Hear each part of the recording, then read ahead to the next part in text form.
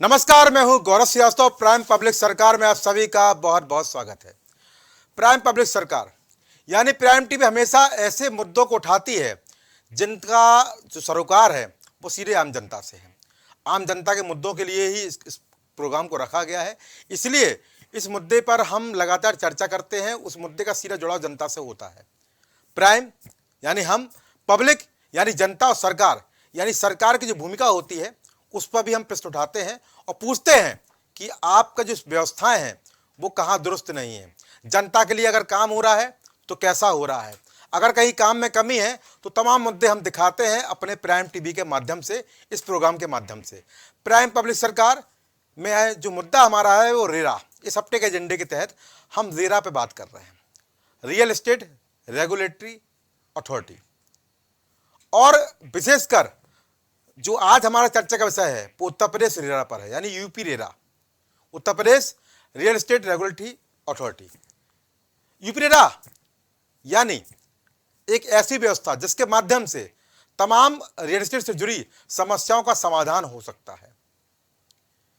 हर इंसान का सपना होता है आशियाना बनाने का, जिसमें उसमें बचपन की खुशियां भी हो, बुजुर्गों के अनुभव का आधार भी हो, उनके जीवन का सुख भी हो, जीवन के दुख भी हो, किसी के आने की खुशी हो तो किसी के जाने का गम भी हो, जीवन के संघर्ष भी हो तो जिंदगी के अहम पड़ाव भी हो। इसलिए हम इंसान आशियाना बनाने की जरूर सोचता है। भले ही किराए के मकान में वो अपनी जिंदगी के महत्वपूर्ण वर्ष गुजार ले, पर उसकी कोशिश जरूर रहती है कि एक छोटा सा आशियाना, एक छोटा सा घरौंडा हम जरूर बनाएं, और प्रयास भी यही होना भी चाहिए। हालांकि सरकार द्वारा तमाम तरह के आवास के माध्यम से जनता को लाभ पहुंचाया जा रहा है, चाहे मुख्यमंत्री आवास योजना की बात करें या प्रधानमंत्री आवास योजना की बात करें, और सबका केवल एक एजेंडा होता है, गरीब को आवास मिले, मध्यम वर्गीय को आवास मिले। जो लोग विस्थापित नहीं हो पा रहे हैं, जो लोग किराए के मकान में रह रहे हैं, जो लोग अपनी जिंदगी की जमा पूंजी को खर्च कर एक बेहतर विकल्प को तलाश रहे हैं, उन बेहतर विकल्पों को समायोजित करने के लिए, उनको बेहतर तरीके से नियमन करने के लिए यूपी रेरा है। यूपी रेरा काम ही यही है कि जो रियल एस्टेट से जुड़ी व्यवस्थाएं हैं, जो संस्थाएं हैं, जो बिल्डर्स हैं, जो डेवलपर्स हैं, उनकी तमाम चीज़ों को दुरुस्त रखते हुए, उनकी तमाम तरह की जो प्रोजेक्ट हैं उस पर निगरानी रखते हुए बेहतर तरीके से जो ग्राहक हैं, जो आवंटी हैं, उनको चीज़ें मुहैया हों। यूपी रेरा जहां जहां विकास प्राधिकरण है उत्तर प्रदेश में, सभी जगह लागू होता है, सभी जगह उसके अंडर में आती हैं, उसके सानिध्य में आती हैं, उसके परिप्रेक्ष्य में आती हैं। और प्रयास यूपी रेरा का यही होता है कि जो ग्राहक हैं, जो आवंटी हैं, या जिनको मकान खरीदने के लिए पैसा बिल्डर को दिया है, उनके साथ न्याय हो। और अगर उनके साथ न्याय नहीं होता है तो यूपी रेरा समय समय पर हंटर चलाता रहता है। और इसकी सबसे बड़ी खासियत यह है कि उत्तर प्रदेश रेरा जब से बना है तब से लगभग 50,000 केस यूपी रेरा के पास आए हैं, और 50,000 केस में से यूपी रेरा लगभग 45,000 केसों को हल कर चुका है। ये बड़ी उपलब्धि है यूपी रेरा की। पर उसके बावजूद प्राइम टीवी की टीम ने जब बुनियादी तफ्तीश की तो मालूम पड़ा कि यूपी रेरा के बारे में लोगों को पता ही नहीं है। लोग जानते ही नहीं है कि उनके पास रियल एस्टेट सेक्टर में एक ऐसा हथियार बन चुका है जिसके लिए उनको कुछ सोचना ही नहीं है। अगर उनको रियल एस्टेट से जुड़ी कोई समस्या है तो ना उनको दीवानी अदालत में जाने की जरूरत है, ना उनको किसी पुलिस वाले के पास जाने की जरूरत है, ना किसी थाने में FIR कराने की जरूरत है, ना उनको 156(3) के तहत किसी मुकदमा दर्ज कराने की जरूरत है, बल्कि केवल और केवल उनको यूपी रेरा में जाने की जरूरत है। व्यवस्था ऐसी कि केवल महज वीडियो कॉन्फ्रेंसिंग के माध्यम से आपकी सुनवाई भी, आपकी हियरिंग भी हो जाएगी, सुनवाई भी हो जाएगी, और आपके लिए जो न्याय संगत फैसला होगा वो भी किया जाएगा। बड़ी व्यवस्थाएं, और बड़ी व्यवस्थाओं के तहत अगर हम बात करें यूपी रेरा की, तो यूपी रेरा में तमाम ऐतिहासिक उपलब्धियां हासिल की गई हैं। अगर बिना पंजीकरण के कोई बिल्डर अपने प्रोजेक्ट की एडवर्टाइजिंग करता है उस पर भी जुर्माना लगता है। अभी हाल में ये M2M नामक कंपनी पर लगभग 3.5 करोड़ का जुर्माना लगा है। ये जुर्माना अंसल पर भी लग चुका है। इसके अलावा यूपी रेरा ने हाल में ही लगभग बड़ी संख्या में बालों का निस्तारण करते हुए 1200 करोड़ की व्यवस्थाओं को जो ग्राहक हैं उनको वापस लौटाया RC के माध्यम से। तो यहां पर यूपी रेरा का महत्वपूर्ण जो रोल है वो रियल एस्टेट सेक्टर में बढ़ चुका है। पर उसके बावजूद यहां पर दो सवाल हमारे सामने रहते हैं कि यूपी रेरा अगर इतना बेहतर तरीके से काम कर रहा है तो गरीबों की गाढ़ी कमाई को लूट कर जाने वाली कंपनियां भाग कैसे जाती हैं। अगर यूपी रेरा बेहतर तरीके से काम कर रहा है तो ग्राहक परेशान क्यों होते हैं। अगर यूपी रेरा बेहतर तरीके से काम कर रहा है तो अवैध अतिक्रमण, अवैध भूमाफिया क्यों पनप रहे हैं। अगर यूपी रेरा बेहतर तरीके से काम कर रहा है तो अवैध निर्माण कैसे हो जाते हैं। क्योंकि विकास प्राधिकरण तो रहता ही रहता है, साथ के साथ जो यूपी रेरा है उसकी गाइडलाइंस को भी जो बिल्डर होता है, चाहे वो अपार्टमेंट बनाए, चाहे वो प्लाट बनाए, चाहे वो बिल्डिंगें बनाए, चाहे रो हाउस बनाए, या कुछ भी आपको रियल एस्टेट सेक्टर बनाता है तो उसको पंजीकरण कराना अनिवार्य है। अगर बड़ा प्रोजेक्ट है, छोटे प्रोजेक्ट की बात हम नहीं कर रहे हैं, क्योंकि यहाँ पर 500 वर्ग मीटर को लेकर यहाँ पर, या 8 मंजिला अपार्टमेंट को लेकर यहाँ यूपी रेरा की गाइडलाइंस नहीं फॉलो होती है। पर चूंकि बड़े प्रोजेक्ट होते हैं वो तो हेक्टेयर्स में होते हैं, 14-14 मंजिला बिल्डिंगें होती हैं, बड़ी बिल्डिंगें होती हैं, बड़े आवासीय कॉम्प्लेक्स होते हैं, वहां पर यूपी रेरा निश्चित रूप से प्रभावी है। पर प्रभावी होने के बावजूद फिर ग्राहकों के साथ अन्याय क्यों हो जाता है, ये भी महत्वपूर्ण प्रश्न है। और यहाँ पर आज की चर्चा में हम यही कुछ महत्वपूर्ण प्रश्नों को उठाने वाले हैं कि कमियां कहाँ हैं, गलतियां कहाँ हैं। अगर यूपी रेरा काम कर रहा है तो लोग उसका लाभ क्यों नहीं उठा पा रहे हैं। और सबसे महत्वपूर्ण बात है कि यूपी रेरा अपने आप को ग्राहकों के पास या अपने आप को आम जनता तक पहुंचाने के लिए क्या कुछ कदम उठा रहा है। प्रभावी कदम जरूरी है, क्योंकि हमने तमाम रिव्यू किए प्राइम टीवी की टीम ने, और रिव्यू में साफ तौर पर स्पष्ट आया था कि लोगों को तमाम जानकारी है, एलडी की जानकारी है, नगर निगम की जानकारी है, अन्य व्यवस्थाओं की जानकारी है, पर यूपी रेरा की जानकारी नहीं है। और तो और उनको लोगों को पता ही नहीं कि यूपी रेरा है क्या, रेरा क्या है, रेरा का काम क्या है, मुख्यालय कहाँ है, कौन कौन सी समस्या को हल करता है। तमाम प्रश्न हमारे सामने हैं और यहाँ पर प्रचार भी जरूरी है और निश्चित रूप से एहतियात रूप से बिल्डर पर कार्रवाई भी जरूरी है। लापरवाही पर डंडा चलाना बहुत जरूरी है, क्योंकि जो नए बिल्डर्स हैं वो तो अमूमन हम देखते हैं कि जो छोटे बिल्डर्स होते हैं वो अपने प्रोजेक्ट को पंजीकृत करा लेते हैं, पर जो बड़े नाम हैं उन पर कार्रवाई, जो लोगों का पैसा लेके चले जाते हैं उन पर कार्रवाई। क्योंकि रेरा के रूल्स के मुताबिक जो ग्राहक होता है उसका 75% बिल्डर कंपनी को बैंक में रखना अनिवार्य है।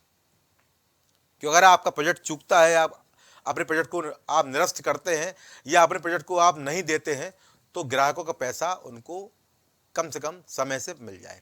और यहाँ तक कि अगर नहीं मिलता है तो यूपी रेरा की व्यवस्था ये भी है कि उसके तहत आपको पैसा भी वापस मिलेगा और ब्याज है वो भी आपको मिलेगा। अच्छी व्यवस्था है।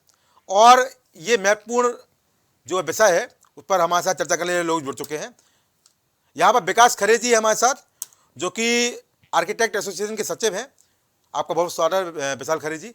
प्रवक्ता सपा हमारे साथ है रविंद्र सिंह, और वरिष्ठ समाज सेवी के रूप में यहाँ पर सुनील कुमार त्यागी। आप सभी का यहाँ पर बहुत बहुत स्वागत है। तो मेरा पहला सवाल रहेगा, थोड़ा सा टेक्निकली चीज समझें हम इसको। विशाल खरे जी, कैसे देखते हैं यूपी रेरा को और आपके मुताबिक कहाँ कमियां हैं, क्योंकि अब भी तमाम कमियों पर काम करना जरूरी है। जो हमारा रिव्यू आया है वो रिव्यू के मुताबिक यहाँ पर लोग जानते ही नहीं है यूपी रेरा क्या है, और निश्चित रूप से बेहतर विकल्प के रूप में जनता के बीच आ रहा है, पर अब तक प्रचार नहीं है। और प्रचार है तो लोगों को जानकारी नहीं है, और जानकारी है तो लोग जाना नहीं चाहते हैं। लोग कहते हैं कि वहाँ पर भी स्थिति ये है। और तो और तमाम लोग ये भी कहते हैं कि यूपी रेरा एक ऐसी संस्था है जहाँ पर जो रिटायर्ड अधिकारी होते हैं उनकी आरामगाह बन चुका है। तमाम तरह के यहाँ पर बातें आती रहती हैं। आपके मुताबिक यूपी रेरा कैसा है और यूपी रेरा के हिसाब से जो काम हो रहा है उससे कहाँ तक संतुष्ट है आपकी आर्किटेक्ट एसोसिएशन? विशाल खरे। देखिए, मेरा ये मानना है जी कि यूपी रेरा काम तो बहुत अच्छा कर रही है जी, लेकिन अभी यूपी रेरा के बारे में पब्लिक अवेयरनेस नहीं है जी, क्योंकि आम पब्लिक जो भी है वो सिर्फ डेवलपमेंट अथॉरिटी के बारे में जानती है।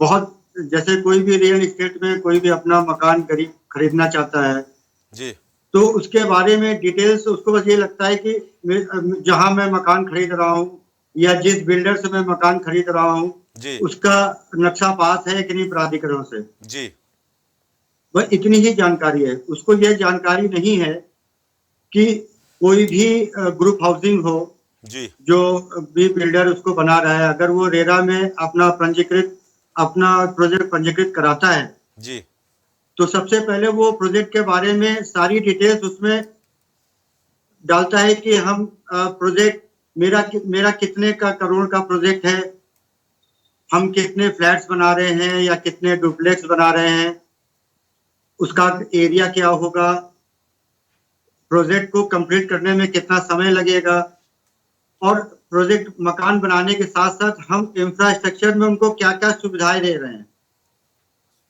जैसे कि मान लीजिए कि हम कोई टाउनशिप बना रहे हैं तो उसमें लिफ्ट का अरेंजमेंट है कि नहीं जी, 24 घंटे लाइट की व्यवस्था है कि नहीं जी, सिक्योरिटी सिस्टम उसमें है कि नहीं, ये सारी चीजें बिल्डर उसमें डालता है। लेकिन पब्लिक में जानकारी ना होने के कारण ऐसा हमेशा देखा गया है जी, कि प्रोजेक्ट कंप्लीट करने में बिल्डर्स टाइम ज्यादा लगा देता है और बहुत सारी सुविधाएं जिसका वो वादा करता है कि हम ये प्रोजेक्ट में ये करके देंगे, वो देता नहीं है, जिससे पब्लिक को पता भी नहीं है। पता भी रहता है कि इसने कहा था कि मैं गार्ड सिक्योरिटी सिस्टम लगाऊंगा, मैं सीसीटीवी लगाऊंगा, लेकिन लगा नहीं। लेकिन उसकी शिकायत हम कहाँ करें, उसको जानकारी नहीं होती है। बिल्कुल। और बिल्डर जो है वो अपने दबाव बना के पार्टी को शांत कर देता है जी। लेकिन जब से पूरा केंद्रीय सरकार ने जो ये यूपी रेरा से लागू किया है, इसमें यूपी में और अन्य स्टेट में सभी जगह काफी इफेक्टिव है। अगर पब्लिक को जानकारी हो कि अगर बिल्डर्स अपने जो उसने वादा किया है लिखित रूप में, अगर वो पूरा नहीं करता है तो उसके खिलाफ हम शिकायत कर सकते हैं जी। बहुत ही आसान तरीका है कि आप यूपी रेरा के पोर्टल पे जाइए जी। और उसमें आ जाते हैं जो भी आपका समय पे आपको नहीं दे पा रहा है जी। टाइम डिले कर रहा है या फिर जो उसने वादा किया तो उसको पूरा नहीं कर रहा, तो उसकी शिकायत आप यूपी रेरा में कर सकते हैं। जी। तो मेरा यही मानना है मेरा एक सवाल आपसे ये था, हाँ आपने तमाम बातें यहाँ बताई, निश्चित रूप से उन तमाम बातों पर संज्ञान होना चाहिए, पर इतनी अच्छी संस्था है, इतनी अच्छी तरीके से यहाँ पर लागू हुई है, इसके बाद जो बड़े बिल्डर्स हैं ये कैसे गरीबों की गाड़ी कमाई का पैसा खाकर भाग जाते हैं, जबकि रेरा गाइडलाइंस के मुताबिक ग्राहकों का 75% पैसा उनके पास होना चाहिए, फिर कैसे वो निकल जाते हैं? तो यहाँ पर क्या लापरवाही नहीं है या संलिप्तता है? जी।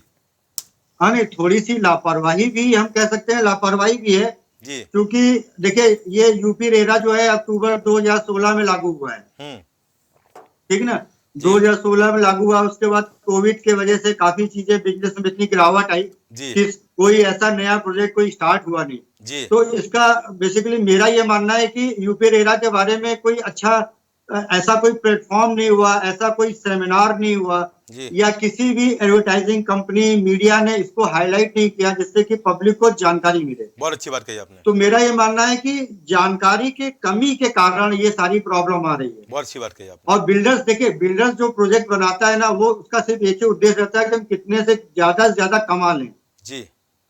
विशाल जी, जी मेरा एक सवाल और था, आपने देखा होगा जैसे अगर कोई विकास प्राधिकरण की कोई बिल्डिंग बनती है तो उसमें बाकायदा लिखा रहता है समय सीमा यहाँ से यहाँ तक, और नक्शा पास का लिखा रहता है कि नक्शा पास है, फलाना उसका एक नंबर क्रमांक अंकित रहता है।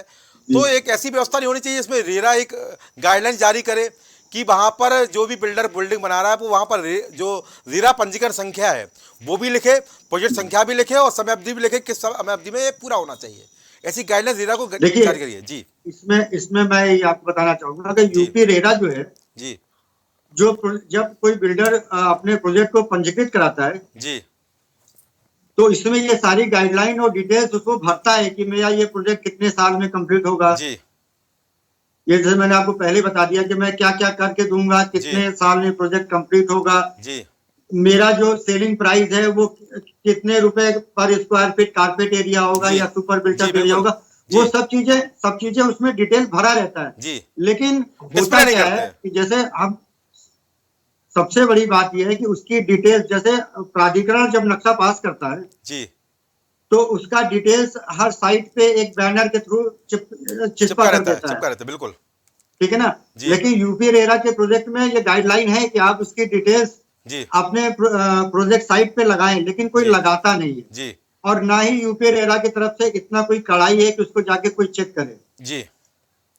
जहां तक मुझे पता है, पता क्या है, ये मतलब ये श्योरिटी है कि जब भी प्रोजेक्ट पंजीकृत होता है तो बिल्डर सारी डिटेल्स उसको भरता है, बिल्कुल भरता है। और मेरे ख्याल से विशाल जी, मेरे ख्याल से गाइडलाइंस को नहीं पता, बिल्कुल गाइडलाइंस होगी भी, लेकिन कि ये डिस्प्ले होना चाहिए पर लेकिन डिस्प्ले किया नहीं जाता। जी जी, क्योंकि पब्लिक को ये पता नहीं है कि हम यूपी-एरा के साइट पे जाकर जी पर्टिकुलर प्रोजेक्ट को खोल के उसकी डिटेल हम जान सकें। जी ना वो कभी डिस्प्ले करता जाता है साइट पे यूपी-एरा, ना कभी ऐसी कोशिश करता। अगर वो जाएगा जी और वो डिटेल चाहेगा तो उसको सारी डिटेल्स मिलेगी, और एज पर डिटेल्स अगर वो कार्य नहीं हो रहा है तो आप शिकायत कर सकते हैं। हमारे साथ बड़े समाज सेवी सुनील कुमार त्यागी जुड़े हुए हैं।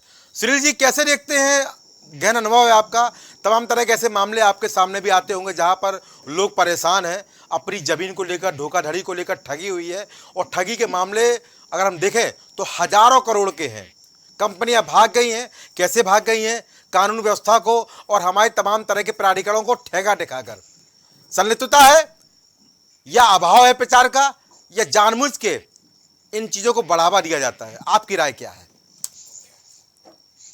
सबसे पहले मैं आपको प्राइम टीवी का धन्यवाद अर्पित करना चाहूंगा, जी, क्योंकि आप जो अच्छे मुद्दे उठाते हैं जो कि पब्लिक से रिलेटेड है, पब्लिक को जानकारी के लिए। जी, ये आज का विषय आपने बहुत ही उत्तम विषय उठाया है। जी, और ये रेरा वाला जो है, रेरा एक्चुअली ये एक तरह से 2016 में इसकी स्थापना हुई थी, और ये पूरे ऑल इंडिया में सब स्टेट्स के अंदर है। जी, जो भी बिल्डर मकान बनाना चाहता है उसको पहले अपना रेरा में रजिस्ट्रेशन कराना पड़ता है। जी, लेकिन जानकारी के अभाव के कारण जो हमारे जनरल लोग हैं या जो गरीब लोग हैं वो इस चीज को समझ नहीं पाते, और वो सोसाइटी के या जो रेरा से जो ऑथराइज नहीं है उनसे उनके मकान ले लेते हैं, जिसमें जाके आगे उनको बहुत परेशानी होती है। बिल्कुल। तो इसलिए सरकार को पहले तो ये कर देना चाहिए कि जो भी प्रोजेक्ट पास करे सरकार, उसमें रेरा में रजिस्ट्रेशन होना जरूरी है। दूसरा, जैसे बैंक हैं या जो भी संस्थाएं लोन देती है मकान बनाने के लिए, उनको ये कंपलसरी कर देना चाहिए कि भैया अगर आपका मकान, अगर आपका ये प्रोजेक्ट रेरा से अप्रूव्ड है तो भैया हम लोन देंगे, अदरवाइज हम लोन नहीं देंगे। तो उससे उनकी सुरक्षा भी रहेगी, और उसको ये लगेगा कि जो भी मैं मकान ले रहा हूँ वो मेरा सेफ है, हर तरह से भी सेफ है, सरकार की तरफ से भी है।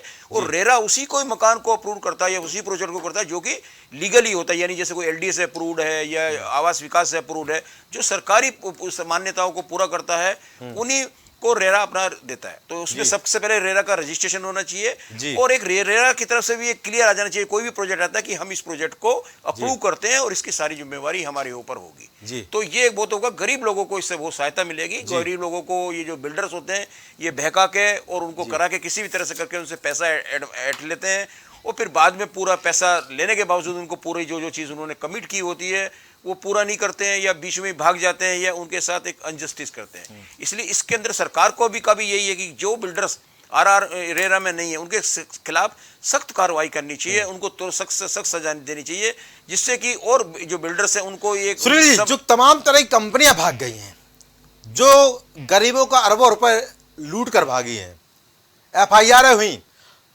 सैकड़ों एफआईआर, डिटेल्स मेरे पास है, तमाम कंपनियां हैं, एक कंपनी का नाम नहीं लूंगा, तमाम बड़ी कंपनियां, भगोड़ी कंपनियां मैं उनको बोलूंगा, एक ही नाम लूंगा, भगोड़ी कंपनियां। इसके अलावा तमाम नामी गिरामी बिल्डर्स भी हैं, उन पर भी तमाम तरह की एफआईआर है।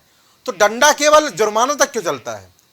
इनके खिलाफ कोई बड़ी दंडात्मक कार्रवाई क्यों नहीं होती है कि एक सबक मिले कि अगर गरीबों की गाली कमाई का पैसा आप वसूल के जाएंगे या चोरी करेंगे या भागेंगे तो आपको भारत की दंड संहिता ऐसा दंड देगी कि आप याद रखेंगे, एक उदाहरण बनेगा, एक मिसाल बनेगी आम जनता के बीच में कि रेरा या अन्य तमाम संस्थाएं बेहतर तरीके से काम कर रही हैं। सुनील कुमार जी, असल में गौरव जी, जितनी भी बड़ी संस्थाएं होती हैं, जो भी बिल्डर्स बड़े बड़े होते हैं, इनके राजनीतिक संबंध होते हैं और इनकी अप्रोच होती है।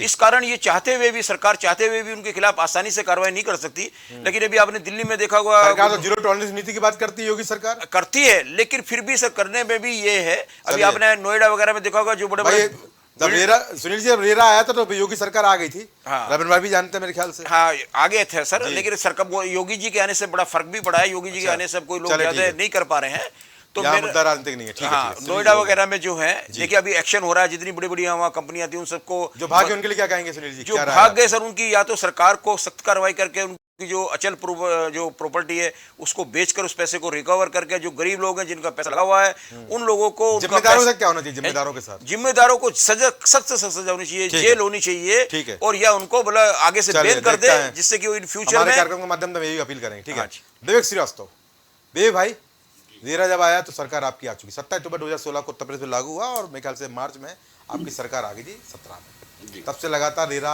काम कर रहा है और जानकारी मुताबिक 50,000 में से 45,000 मामले हल कर चुका है। तो ये तो हमने आंकड़ा की बात की, पर जो कंपनियां भाग गई उनकी बात क्या कहेंगे? जो लोग पंजीकरण कराए बिना काम कर उनके लिए क्या कहेंगे, और डिस्प्ले क्यों नहीं होता? जैसे हम एलडीए का, जैसे आपने बताया विकास प्राधिकरणों का जो नक्शा होता है अलग जिलों में, अगर हम लखनऊ की बात करें तो एलडीए का नक्शा होता है, बाकायदा क्रमांक पड़ा रहता है, तो रेरा पंजीकरण संख्या भी यहाँ पर पढ़नी चाहिए। ये शुरुआत क्यों नहीं होती है? और जिस तरह से एलडी के अधिकारी और बाबू और जेई तमाम जगहों पर जाते हैं और वहाँ पर समीक्षा करते देखते हैं कि जो ग्राहक के साथ जो बातें कही गई हैं उसके हिसाब से तर्कसंगत काम हो रहा है कि नहीं हो रहा है, कि कोई भी प्रयोग चलता है तो उसमें पैसा लगता है और पैसा लोगों से एज ए बुक करने के नाम पर लिया भी जाता है, बड़ी राशि ली जाती है। तो कहीं ना कहीं यहाँ पर समीक्षा निगरानी होनी चाहिए, जो नहीं हो रही है। कंपनियां चली जाती हैं, ग्राहकों से धोखाधड़ी हो रही है, बड़ी कंपनियां आज भी शामिल है इसमें। कैसे थे विश्वास? तो देखिए गौरव जी, विषय आपने बड़ा गंभीर लिया है जी, और इसमें थोड़ा सा तकनीकी पहलुओं को भी समझने की जरूरत है। आपने एलडीए का जिक्र किया, विकास प्राधिकरण का। जी, मुझे कहने में कोई गुरेज नहीं कि विकास प्राधिकरण के जेई जी, या कर्मचारी वहाँ पर नक्शा या ग्राहक का हित देखने नहीं जाते। क्या बात है, वो अपना हित साधने जाते, स्वीकार कर लिया आपने। वो अपना हित साधने जाते हैं। जी, उन्हें वहाँ से खुराक मिलनी होती है जी, उस खुराक की तलब में जाते हैं और पा जाते तो आंख मूंद लेते हैं। जी, फिर वो मुदो आंख तो कचनाही वाली श्रेणी में चले जाते हैं। जी, भगवान लक्ष्मण के उस संदेश को ग्राह्य कर लेते हैं। जी, इसी तरह से रेरा की स्थिति है कि रेरा अपने कार्यालय से बाहर शायद ही उसका कोई कर्मचारी निकलता हो। अच्छा, जो लोग प्रोजेक्ट लेके रेरा के पास चले गए, रेरा ने उस प्रोजेक्ट को पढ़ा, समझा और सैंक्शन कर दिया। जी, अब उस प्रोजेक्ट का जमीन पे क्रियान्वयन क्या है, बहुत सी बात कही इससे आपने। रेरा का बहुत कोई अच्छा। वास्ता नहीं है। जी, और तो और जो लोग रेरा के पास नहीं गए उनको रेरा याद भी नहीं करता है, बिल्कुल सही बात है, वो रेरा के रिकॉर्ड पे ही नहीं है। देते ही नहीं है सर जी, नहीं करते। लखनऊ के अंदर ही जहां तक लखनऊ जिले की सीमा लगती है, ऐसी सैकड़ों कॉलोनियां बन रही हैं जी, जो रेरा के रडार पे ही नहीं है। क्या बात है। अब अभी त्यागी जी करे तो सरकार को कार्रवाई करनी चाहिए। सरकार से त्यागी जी का आश्रय क्या, क्या योगी आदित्यनाथ जी पकड़ने जाएंगे? अच्छा, भाई सरकार ने विकास प्राधिकरण बनाया, सरकार ने रेरा बनाया, सरकार ने लीडा जनता पकड़ने बनाया, जाएगी क्या? जो लीडा विपक्षी नेता पकड़ने जाएंगे? यूपीएसआईडीसी में जी, लीडा यूपीएसआईडीसी मर्ज हो गई है। जी, ये 3 संस्थाएं हैं जो जिनके पास इस तरह की चीजों के क्रियान्वयन का अधिकार है। जी, बिल्कुल अधिकार है जी। और तीनों के क्रियान्वयन की स्थिति क्या है? जी, लीडा का दफ्तर यहाँ के आशियाना क्षेत्र में है। जी, राजीव कुमार उसका सबसे बड़ा अधिकारी है। जी, उसको आप किसी कॉलोनी के बारे में शिकायत करिए तो उसका एक रटा रटाया जवाब है, हमारे पास प्रवर्तन दल नहीं है, चिट्ठी हमने लिखी है, पुलिस फोर्स मिलती रही, जब मिलेगी तो देखा जाएगा। अच्छा, नोटिस हमने करवा दिया है। उसकी तो जो अपनी खामियां बता रहे हैं भाई, अच्छा ही बता रहे हैं। नहीं, बता रहा हूँ। सरकार तो आपकी है। सुन तो लीजिए, उसकी सुना नोटिस लीजिए। का हाल ये है कि उसकी नोटिस को बिल्डर के जो ठेकेदार होते हैं, उस ठेकेदार के मुंशी, अच्छा, बिल्डर के भी मुंशी नहीं, ठेकेदार के मुंशी आधे घंटे बाद नोच के फेंक देते हैं। क्या बात। ये लीडा की हैसियत है लखनऊ की सीमा क्षेत्र में। अच्छा, लीडा की। जी, रेरा की तो कुछ मतलब ही नहीं है। जी, रेरा तो है ही नहीं है। देखिए रेरा है ही नहीं। रेरा के पास तो जो रेरा नहीं है, फिर आप उसको- तो बंद कर दीजिए। आपका क्यों कार्यालय दे रहे हैं भाई? बिल्कुल। तनख्वाह क्यों दे रहे हो? बिल्कुल जी, मैं आपकी इस बात से सहमत हूँ। हाँ, रेरा रिटायर्ड अधिकारी, देखिए रेरा का कार्य अलग है और प्राधिकरण का कार्य अलग है। जी, सुनिए, जी, रेरा जो दोनों को मर्ज मत करिए। प्राधिकरण का कार्य अलग है, रेरा का कार्य बेताल अलग है। खरे बोल रहे हैं, इलाहाबाद से हैं, हम आर्किटेक्ट नहीं हैं। कर रहे हैं। जी, कुछ कार्य उनके, कुछ कार्य उनके हैं। पर विवेक भाई यहाँ पर 50,000 में से 45,000 केस हल कर दिए गए, फिर आप बंद करने की बात कर रहे हैं। देखिए मेरी बात समझिए, मैं आंकड़ों की बात नहीं करता, मैं जमीनी हकीकत की। नहीं, आप आराम गाय बोल रहे तो हल कौन करने गया था? अरे भाई 10 प्रोजेक्ट उनके पास है, हाँ, और जो प्रोजेक्ट बन रहे हैं उनका माई बाप कौन है शहर में? अच्छा, मैं बात उसकी कर रहा हूँ। क्या बात। जो रेरा के रडार पे ही नहीं है। जो भी मित्र आपके तो विवेक चैनल पे हैं उनसे पूछिए जी, क्या जो कोई गारंटी से कह सकता है कि लखनऊ की सीमा में जितने टाउनशिप के प्रोजेक्ट चल रहे सब रेरा के रिकॉर्ड में है? सही बात है अगर नहीं है तो फिर रेरा कर क्या रही है? जी, रेरा का अधिकारी कर क्या रहा है? अगर मैं कहता हूँ कि रेरा रिटायर्ड अधिकारियों का आरामगाह बन गया है तो मैं कोई गलत थोड़ी कह रहा हूँ।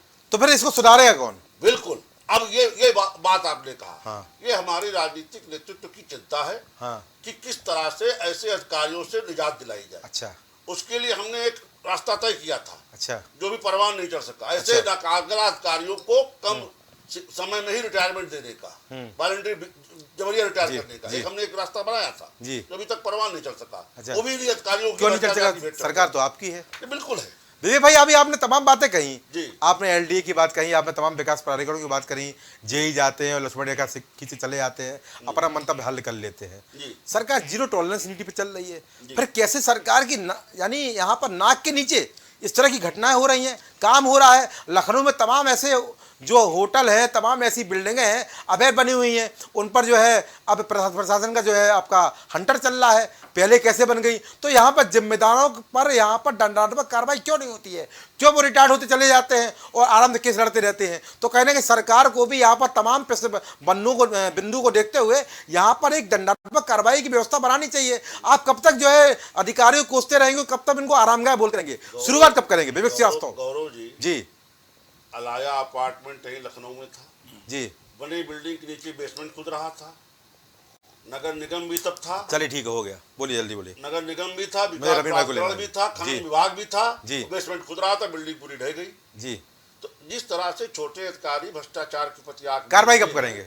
और उनके भ्रष्टाचार को बड़े अधिकारी उनसे अर्जित धन लेकर के चलिए बड़े पे कर दीजिए, आग मूंद लेते हैं। बड़े पे कर दीजिए। सुन लीजिए, हाँ। जब ये विषय चलते चलते राजनीतिक नेतृत्व के पास हमारे आपकी प्रयास से पहुंचता है तो कार्रवाई होती है। अच्छा, कार्रवाई बर्खास्त। चलो ठीक है, फिलहाल इस डिबेट के माध्यम से विवेक से तो आप कार्रवाई कराएंगे किए गए जी। लेकिन वहां अपने भारतवर्ष में हमारी आपके दोनों के बात देता हूं आपकी बात विषय उठ पाता। चलो ठीक है, तो उम्मीद करेंगे कि आप इसकी कार्रवाई कराएंगे। बिल्कुल, आप मामला आपके संज्ञान में अच्छा विषय लिया है। चलिए ठीक है, मेरा ये कहना है, बिलाल भाई आप लेता हूं आपको, प्रवक्ता सपा रविंद्र भाई जुड़े हुए हैं। रविंद्र भाई, हाँ देखिए, विवेक श्रीवास्तव तमाम बातें कही और जेई से लेकर तमाम अधिकारियों पर यहाँ पर आरोप लगाए, बताया, और वो सिस्टम अकेले विवेक श्रीवास्तव को नहीं पता, वो सब जानते हैं।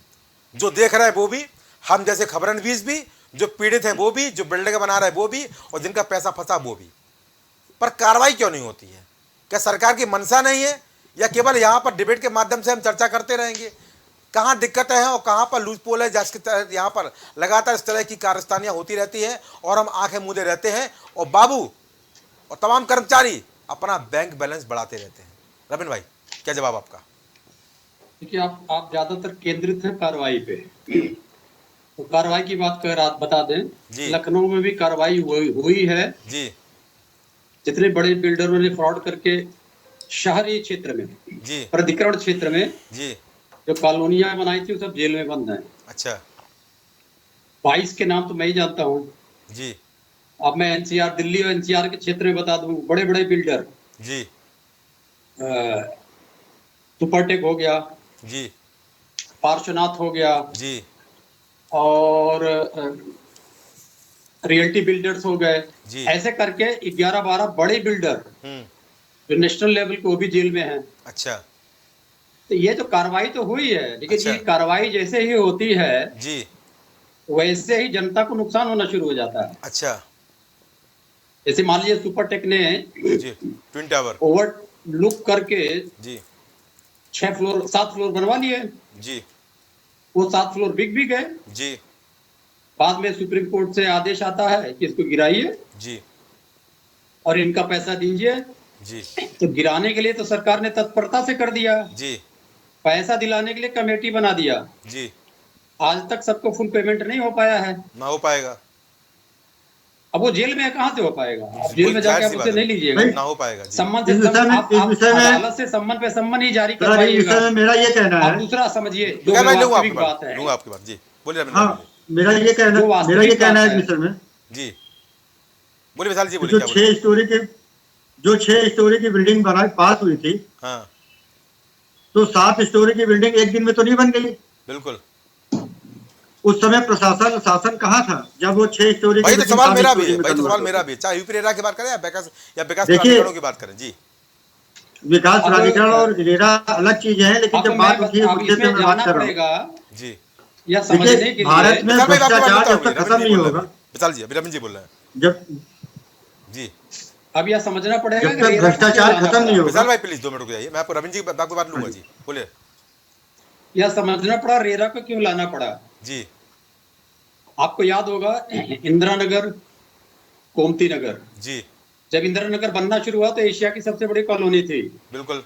अब बनाने वाली एजेंसी सरकार थी आवास विकास जी उसके बाद गोमती नगर परियोजना आई बढ़ती चली गई जी एक समय के बाद में ऐसा लगा जी 90 के बाद में कि सरकार इन चीजों में अक्षम है अच्छा वो नहीं बनवा पा रही है हम्म और प्राइवेट बिल्डर्स को देना पड़ेगा। इसी बीच में जब आवास विकास इन कॉलोनियों को बनवाती थी मैं खासकर उत्तर प्रदेश में फोकस कर रहा हूँ जी तो बड़े शहरों की जी जहाँ आवास विकास थे हर जगह आवास विकास नहीं होते हैं जहाँ आवास विकास नहीं होते हैं वहाँ आरबीओ अपना काम करता है। बिल्कुल तो जहाँ आवास विकास थे जी वहां पर कुछ जमीनें छोड़ दी जाती हैं जो आबादी की होती है उनका जी। अधिग्रहण नहीं हो पाता है जी वहां से छोटे छोटे बिल्डर माफिया के रूप में जी पैदा हो गए। जी उन्होंने गांव की जमीनों को खरीद के जी और उसको बेचना शुरू किया। यहाँ से ये शुरू हुआ ये जो जमीन का गैर कानूनी ढंग से बिल्डिंग बना के कुछ भी या व्यवसायिक कॉम्प्लेक्स बना के बेचने का धंधा। जी फिर उसके बाद धीरे धीरे सरकारों ने इसमें इंटरेस्ट लेना बंद कर दिया क्योंकि सरकार को यहाँ से प्रॉफिट नहीं हुआ अच्छा और इतने ज्यादा लिटिगेशन आने लग गए कि सरकार ने अपना ये झंझट उठाने के लिए प्राइवेट कॉलोनाइजर्स को तो अगर आप देखेंगे अभी विवेक भाई आशियाना की बात कर रहे थे जी तो जब आशियाना का प्रोजेक्ट था ये भी एलडीए का प्रोजेक्ट था जी लेकिन इसके KJLMN सेक्टर दे दिए गए अंसल्स को। जी प्रोजेक्ट था एलडीए का लेकिन ये सेक्टर्स जिनकी बात कर रहा हूँ मैं अंसल्स को दे प्राइवेट बिल्डर्स को दे दिए गए। बिल्कुल आप डेवलप कर लीजिए आप बेचिए। जी उसमें भी अनियमितता हुई। बिल्कुल हुई उस अनियमितताओं को देखते हुए फिर एक कानून लाना पड़ा राष्ट्रीय स्तर पे जी मई महीने में 2016 में जो रेरा आया बिल्कुल उस रेरा को हमने 2017 में स्वीकार कर लिया सरकार बनने के बाद में। जी सवाल यह है कि जो रेरा के कानून हैं जी वो रेरा के अधिकारी भी नहीं समझते हैं। आप रेरा के अगर किसी वकील को खोजने चाहिएगा तो रेरा का वकील ही नहीं मिलेगा। क्या बात है सही बहुत अच्छी तो बात कही अब आपने। जब कोई कानून ही नहीं समझता उनके अधिकारी भी नहीं समझते हैं जी कोई वकील भी नहीं समझता है तो जज को कैसे समझा पाएगा। जज कोई कानून नहीं जानता है बहुत अच्छी बात कही आपने। उसके आगे लाके आप कागज रखते रहेगा तो फैसला कर देगा आपके पक्ष विपक्ष में। जी जबकि रेरा को बहुत अधिकार दिए गए हैं खुद ही अधिकार दिए गए हैं सेक्शन 9 में अधिकार दिया गया है। वो खुद फैसला करने में सक्षम है। हाँ और हियरिंग करता है। नहीं जी, उसमें जेल भेजने में भी सक्षम है वो। जी बिल्कुल बिल्कुल है जी सेक्शन 9 में अधिकार दिया गया है कि अगर कोई गलत बयानी धोखाधड़ी करता है जेल में भेज दीजिए। बिल्कुल सेक्शन 9 और 10 में भी अधिकार दिया गया है कि जो रजिस्ट्रेशन का उल्लंघन करता है उनका रजिस्ट्रेशन रद्द कर दीजिए। बिल्कुल कर दीजिए। सेक्शन 65 में अधिकार दिया गया है कि जो अधिकारों का उल्लंघन करता है उसके ऊपर जुर्माना लगा दीजिए। ठीक है रविंद्र जी ठीक है। पर रविंद्र भाई यहाँ पर जो विवेक किया गया जी रविंद्र भाई तमाम चीजें आपने बताई बहुत अच्छी बात है आपने बताई आपने। पर यहाँ पर जो विवेक श्रीवास्तव ने तमाम बातें कही हैं जो उन्होंने आरोप अपने ही सरकार में अपने ही अधिकारियों पर लगाए हैं और बोल रहा है कि क्या उनको योगी आदित्यनाथ पकड़ने जाएंगे क्या मुख्यमंत्री पकड़ने जाएंगे। जी नहीं मैं प्लीज रिक्वेस्ट है सरकार को बीच में मत लाइए। नहीं यहाँ पर क्योंकि कोई भी सरकार आएगी ये समस्या होगी। जी तो यहाँ पर तो यहाँ गलती किसकी सरकारी गलती है कि हमारी गलती है कि सिस्टम की गलती ये है कि ये कानून जो केंद्र सरकार द्वारा बनाया गया जी केंद्र सरकार में जो ये कानून बना वो अपने हितों को देख के बना। अच्छा हर राज्य के जो ज्योग्राफी है वो अलग अलग है हर राज्य में इन्वेस्टमेंट कैपेसिटी अलग अलग है जी तो उस हिसाब से राज्यवार एक कानून नहीं बनाए गए जी और कानून को समझाया भी नहीं गया। अब 2017 में बना तो आज कितना साल हुआ 6-7 साल तो हुआ। ठीक है आईपीसी और सीआरपीसी जो 1800 का कानून है ये तो लोग समझते नहीं है। क्या बात कही आपने। तो ये 2017 का कानून कौन समझ जाएगा। ठीक है आप किसी जज को बुला के पूछ लीजिए उसको रेरा का कानून आता है बिल्कुल नहीं पता होगा। हमने नहीं पता होगा जी रविंद्र भाई हमने खुद इसकी यानी बुनियादी तफ्तीश की है। हम खुद जा के फील्ड पे गए हैं और लोगों से पूछा है यूपी रेरा और लोगों को पता ही नहीं कि यूपी रेरा नामक कोई संस्था भी है कोई प्राधिकरण भी ऐसा है। तो कहीं ना कहीं प्रचार यहाँ बहुत कम है और निश्चित रूप से यहाँ पर होना चाहिए। ठीक है विशाल खरे की बात लेते तो फिर विवेक से बात आता। विशाल भाई कुछ बोल रहे थे आप। विशाल खरे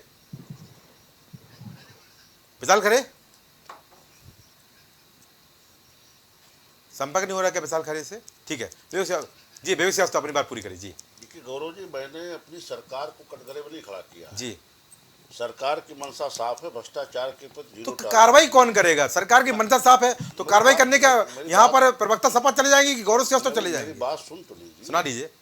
जो अधिकारी सिस्टम में बैठे हैं, ये जो सिस्टम का भ्रष्टाचार है, ये नहीं खत्म हो रहा है। अच्छा, सरकार की तमाम दृढ़ इच्छा शक्ति, तमाम कार्रवाइयों के बावजूद बिल्कुल बिल्कुल सहमत हूं इस बात जो से। ब्यूरोक्रेसी जो भ्रष्टाचार में आकंठ लिप्त है, हाँ। ये ब्यूरोक्रेसी इस सिस्टम से निजात नहीं पाने तो कौन देगी। इसको खत्म करेगा? कितने प्रोजेक्ट, मैंने बहुत बेबाकी से कहा कि जी। लखनऊ की सीमा में देख लीजिए जी। आप, पूरे लखनऊ की चौधरी घूम लीजिए, जी। कितने प्रोजेक्ट ऐसे हैं जो रेरा के रडार पे ही नहीं है, वो सैकड़ों संख्या है। जी। अब इसके लिए सरकार क्या करे? क्या सरकार जाकर उन प्रोजेक्टों को रेरा के दरवाजे तक ले जाए? नहीं, उधर चीज तो नहीं ये सवाल है या जवाब है? नहीं, ये मेरा ब्यूरोक्रेसी के ऊपर भ्रष्ट होने का आरोप है। आरोप है, तो इसको सुधारें कैसे? इसके सुधारने की प्रक्रिया जो सवाल करते जवाब भी दे दीजिए। ऐसे नकारा अधिकारियों को जबरिया रिटायरमेंट की जो योजना लाई थी, उसे परवान चढ़ाने की आवश्यकता है। अच्छा, ऐसे लोगों को घर भेजे जाने की जरूरत है। अच्छा। जो सिस्टम में भ्रष्टाचार की जड़ बने बैठे हैं। और अवैध और संपत्ति ये जुटाए ये लोगों कोई एक विभाग की समस्या नहीं है। अच्छा। नगर निगम का भी यही हाल है। अच्छा अच्छा। नगर निगम तो आप स्वयं स्वीकार कर रहे हैं कि आपकी सरकार में भ्रष्टाचार चरम पर है, और आप बोले सबकी सरकारों में स्थिति यही है, तो यहाँ पर सुधारें कैसे? जी, मेरी बात सुनिए जी। पूर्ववर्ती सरकार, भारतीय जनता पार्टी सरकार में बहुत बारीक अंतर है। बढ़िया। अच्छा पहले के भ्रष्टाचारों में सरकारें खुद इन्वॉल्व होती थी। अच्छा, खुद इन्वॉल्व करते हैं। आपकी सरकार इन्वॉल्व नहीं है? हमारी स्थिति है कि हमारी पूरी इच्छा शक्ति किस पे अच्छा, आपकी सरकार इन्वॉल्व नहीं है, अधिकारी इन्वॉल्व है। कार्रवाइयां हो रही है। अच्छा। इसके बावजूद ब्यूरोक्रेसी की चमड़ी इतनी मोटी है कि जो सुधरने के नाम नहीं लेती। ठीक है, पूछ लेता हूँ रविंद्र भाई से। रविंद्र भाई जी, यहाँ पर उन्होंने बोला कि पूर्ववर्ती सरकार की तरफ व्यवस्था नहीं है, वहाँ तो सरकार लिप्त रहती थी तमाम तरह के भ्रष्टाचार में और तमाम तरह के घोटालों में। हमारी सरकार की इच्छा शक्ति हम लोग लिप्त नहीं है, पर अधिकारी आज भी वही स्थिति पे है, आज भी अपनी मनमानी कर रहे हैं। कार्रवाई हो रही है। अब देखिए, मैं पॉलिटिसाइज नहीं करना चाहता हूँ, ये जनता का विषय है जी, इसका हल निकालना पड़ेगा। पॉलिटिसाइज कर देंगे तो पॉलिटिकल हल कुछ नहीं निकल पाता है। बिल्कुल सही बात कही आपने। अब देखिए, रेरा तो एक कानून बन ही गया है। जी। अब कितनी संस्थाएं हैं इस प्रकार इस कानूनों से जुड़ी हुई, आवास विकास प्राधिकरण, फिर पंचायत राज। अब पंचायत राज भी अपने जमीनों में बनाने का परमिशन दे देता है। जी। जिन कॉलोनियों की बात आप कर रहे थे, छोटी छोटी अवैध कॉलोनियां बन रही हैं जी, तो लोग पंचायत राज में जाते हैं, लेआउट बनवा के वहां से कॉलोनी बनवा लेते हैं। बिल्कुल, क्योंकि रेरा ने जो लिमिटेशन बना रखी है जी, वो 500 स्क्वायर मीटर की बना रखी है या 8 फ्लैट्स की।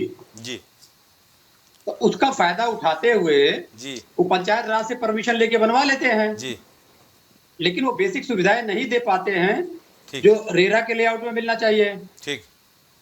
अब पंचायत राज को कौन रोकेगा? चलिए, पूछ लेता वो हूँ, पंचायत राज पूछ का लेता हूँ, लीगल अधिकार है। पूछ लेता हूँ। विशाल खरे कुछ बोल रहे थे आप? विशाल खरे जी, विशाल खरे जी, बोलिए। जी, मैं अभी डिस्कनेक्ट हो गया था। जी, मेरा ये कहना था कि मतलब रेरा में जो देखिए हर जगह भारतवर्ष में भ्रष्टाचार का बहुत रोल है।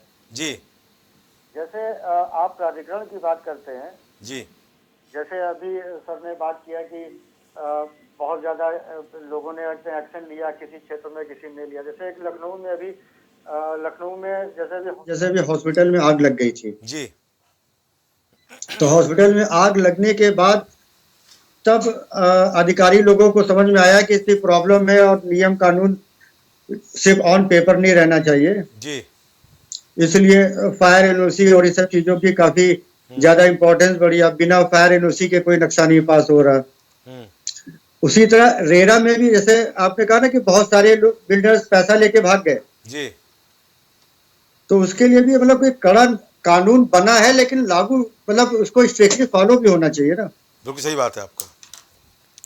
वहां भी ऐसे अधिकारी होने चाहिए जो कि रेरा के प्रोजेक्ट में आकर उसको आके देखे कि जो चीजें हैं, जो गाइडलाइंस है, वो पूरी फुलफिल हो रही है कि नहीं हो रही है। क्या बात है, ठीक है भैया, ठीक है विशाल खरे जी।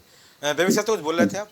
देखिए गौरव जी, इस समस्या का समाधान तब निकलेगा जी, जब हम भी शिकायत करें, ऐसी समस्याओं के प्रति हम भी सजग हों, जी, ग्राहक भी सजग हो, जी, लोकतंत्र के चौथे स्तंभ के रूप में आप भी इसमें सहयोग करें, जी, विपक्ष भी सहयोग करें। क्या बात है, ऐसे लोगों को बेनकाब करने की, इनके खिलाफ लड़ने की, संघर्ष करने की जरूरत है। क्या बात? ये केवल एक पार्ट में आप जेल कर देंगे, सरकार देखे तो सरकार के पास कोई तीसरा नेत्र नहीं होता कि सरकार को सारी चीजें दिखती है। जब तक आप सरकार के संज्ञान में नहीं दिखती आएंगे है तो सरकार कार्रवाई कौन बड़ी कर करेगी? दिया करे ना, नहीं, सुन तो लीजिए। केवल छोड़ जब तक उच्च क्यों स्तर- सालों केस चलवाते हैं? बढ़िया वकील वहां बैठाइए और जेल भिजवाइए। देखिए, पाटीदार बर्खास्त हुए ना जी। ये राजनीतिक नेतृत्व तक जब विषय गया तो कार्रवाई हुई। पाटीदार 2 इसी साल तरीके से गायब भी रहे, जुडिशरी के अधिकारियों कुछ का सरेंडर विषय किए, था। पकड़ नहीं पाया। राम नाईक जी के पास जब विषय आया था तो जुडिशरी के एक लंबी फहरिस्त थी जो तत्काल बर्खास्त किए गए। जी। जब वहां तक विषय आएगा तो कार्रवाई होगी। जी। लेकिन वहां तक आने के रास्ते में इतने रोड़े हैं जी। कि छोटे अधिकारियों के भ्रष्टाचार को बड़े अधिकारी घूस लेकर के निपटा देते हैं। अच्छा, ऐसी जगहों पे मैटर न अटके, इसके लिए हमको, आपको, रविंद्र जी को, सबको सजग होकर के बहुत अच्छी बात इसके लिए कही। प्रयास करना ठीक है, ठीक होगा। है। आखिरी कमेंट लेता हूँ बड़े समाज सेवक सुनील गौटा की, क्या गौरव जी, कहेंगे? मैं कहना चाह रहा था कि जब भी हम बैंक वगैरह में या किसी भी संस्था में लोन लेने के लिए जाते जी। हैं तो सबसे पहले हमसे क्वेश्चन करते हैं कि क्या आपका ये एलडीए से अप्रूव्ड है या आवास विकास से अप्रूव्ड है। सही बात कही। तो उसी तरह से मेरा ये कहना है कि हमको उनको ये भी पूछना चाहिए कि क्या ये रेरा से अप्रूव्ड है या नहीं बहुत अच्छी है। बात अगर उनसे अप्रूव्ड है तभी उनको लोन देना चाहिए। एक बात, बिल्कुल। सरकार को जो जितने भी बिल्डर्स हैं जब वो जमीन अलॉट करती है उससे पहले सरकार को ये कंफर्म हो जाना चाहिए कि ये इनका रजिस्ट्रेशन रेरा के अंदर है। दूसरा ये कि अगर कोई अधिकारी मतलब रेरा के अंदर कोई अगर बिल्डर रजिस्टर्ड है और वो पैसा लेके भाग जाता है तो उसकी जिम्मेदारी जो रेरा के अधिकारी है उनके ऊपर भी आनी चाहिए, जिससे कि वो अलर्ट रहे, वहां जाके जांच करें कि क्या हो रहा है क्या नहीं हो रहा है, नियम अनुसार काम हो रहा है या नहीं हो रहा है, और पब्लिक का पैसा ये लोग वो तो नहीं कर मिस यूज तो नहीं कर रहे। इसलिए रेरा को दूसरा आपके निवेदन से भी मैं ये कहना चाहूंगा कि आपको भी रेरा को, मैं गरीब लोगों की बात नहीं कर रहा जो अनपढ़ लोग हैं, आप अच्छे किसी एजुकेटेड लोग से पूछे कि रेरा का क्या मतलब नहीं पता, मुझे पता कोई नहीं बता पाएगा कि रेरा का क्या मतलब होता है। तो आपको भी इसको रेरा को इतना पॉपुलर करना है कि एक ब्रांड बन जाए। जैसे कहते हैं ना, इस ब्रांड की कार, मारुति की कार खरीदनी है तो लोगों के दिमाग में यह आ जाए कि हमें वही मकान खरीदना है जो रेरा से अप्रूव्ड हो। बहुत अच्छी बात है। ठीक है। आप सभी का इस कार्यक्रम में जुड़ने को धन्यवाद। तो यहाँ पर चर्चा थी प्राइम पब्लिक सरकार में रेरा पर, यूपी रेरा पर, और तमाम विषय इसमें उठाएगा, तमाम चीज़ें सामने आई। स्वयं बीजेपी सरकार के बीजेपी के प्रवक्ता खुद बोले हैं कि व्यवस्थाएं तो हैं पर उन पर तमाम काम करना बाकी है। भ्रष्टाचार इस कदर है कि उसको रोकना भी बहुत ज़रूरी है। जब हम भ्रष्टाचार को रोकेंगे, जब चरमन तरीके से चीज़ों को करते हुए लोगों को रोकेंगे, जब हम कुछ गाइडलाइंस बनाएंगे, जब हम कुछ सुनिश्चित तरीके से लगाम लगाएंगे, तभी व्यवस्थाएं सुधरेंगी। यहाँ पर रेरा का प्रचार बहुत जरूरी है। जैसे हम देखते हैं कि तमाम कॉलोनियों के बोर्ड पर या तमाम बिल्डिंगों पर बाहर प्राधिकरण से पास नक्शे का डिस्प्ले रहता है, ऐसा ही कुछ रेरा का डिस्प्ले भी वहाँ पर बिल्डिंगों के पास होना चाहिए। परीक्षण जरूरी है, और खासतौर पर जमीनी स्तर पर रेरा के अधिकारियों को भी जाना पड़ेगा और देखना पड़ेगा कि तमाम बिल्डिंगें अगर बन रही हैं और पंजीकरण, उनको देखना पड़ेगा कि पंजीकरण है कि नहीं है। और जैसा कि सुनील कुमार त्यागी ने बहुत अच्छी बात कही कि जो भी लोन दे रही है बैंक, वो भी देखें कि जो सामने वाला प्रोजेक्ट जो लोन लेने के लिए आया है वो रेरा से पंजीकृत है कि नहीं है।